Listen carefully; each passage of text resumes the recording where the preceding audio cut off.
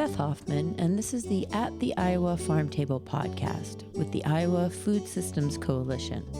This podcast will help us dive into how and why we should improve our food system here in Iowa and the world.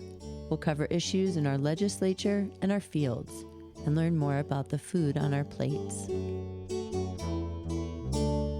So there's a backstory to this podcast series. I used to live in California where, as you might know, we grow a lot of fruits and vegetables. But then my husband and I moved to Iowa to take over his family's farm where he grew up. I remember driving around the state looking at fields of corn and soybeans as far as the eye could see. And I commented to him, if something happened and Iowa couldn't import food, there'd be nothing to eat here.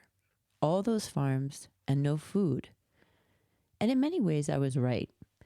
There's 26 million acres of farmland in the state of Iowa, and of that, almost 95% of it is growing corn and soybeans. Only 0.03% of land in Iowa grows vegetables, and a little less than that in orchards.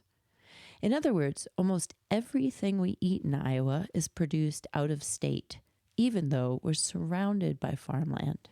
Hey, Beth. It's Tommy again. Hi, this is Giselle Bruskowitz calling in. Hi, Beth. It's Jill from Bluegate Farm. And yet, very quickly, I came to learn that there's a movement afoot here in Iowa, a growing number of people who would like to see that shift. It's not that we shouldn't grow corn and beans here. Arguably, it's part of Iowa's culture, and the crops grow well. But so do a lot of other things. Iowa used to be sixth in the nation for growing apples, for example. And today there's farmers in every corner of the state growing fruits and vegetables, grass-finished beef, and pastured goats. So yes, we can grow other things. But why should we? Why should we when we have a crop like corn that grows so well? I asked others what they thought. People are always talking about the brain drain and young people leaving rural areas. And to me, it seems like local food is a reason for young people to stay here. I think we need to grow more food in Iowa because it helps keep more small farmers in operation, which then keeps more people in our small rural communities and also keeps more of our money local. When we take soil, water, and sun, which we have an abundance of here in Iowa, and connect them with relationships, which we also have an abundance of here in Iowa, we have a future sown with love and health. So it turned out I'm not alone in wanting to see more variety in Iowa's fields. And there are so many reasons to do so, from improving our water and soil to freeing ourselves from international trade and tariff issues.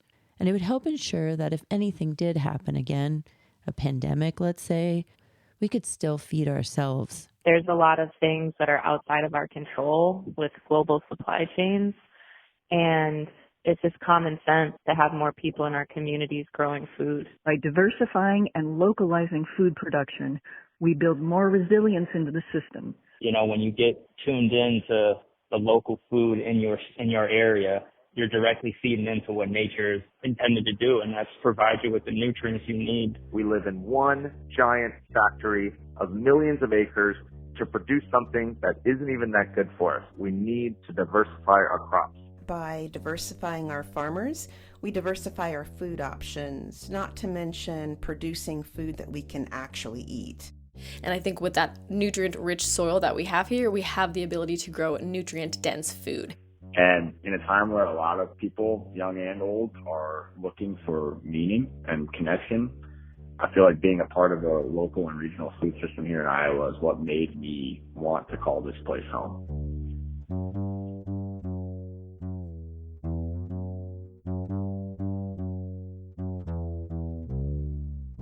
But there are challenges, oh, so many challenges to making this vision happen.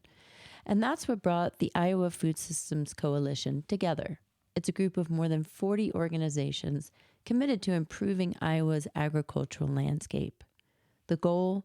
To vary the crops we grow and the farmers farming to ensure a safe and just food system for all Iowans. And to that end, the group got together and wrote out a comprehensive plan for the state of Iowa to follow over the next 10 years.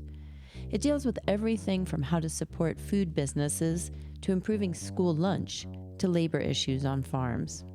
It's called Setting the Table for All Iowans and can be found at the Iowa Food System Coalition website, linked to in our show notes. Every 2 weeks, there'll be a new podcast episode exploring how we can make Iowa's food system more sustainable and resilient. It's Megan McKay, Jill from Bluegate Farm, Giselle Bruskowitz, This is Joy Van Wangern. Mallory DeVries. This is David Nicholas with Hoxie Native Seeds. This is Jan. Special thanks to Rochelle Chase, Jonathan Lawrence, and Bob Ferguson. With the Iowa Food System Coalition, I'm Beth Hoffman.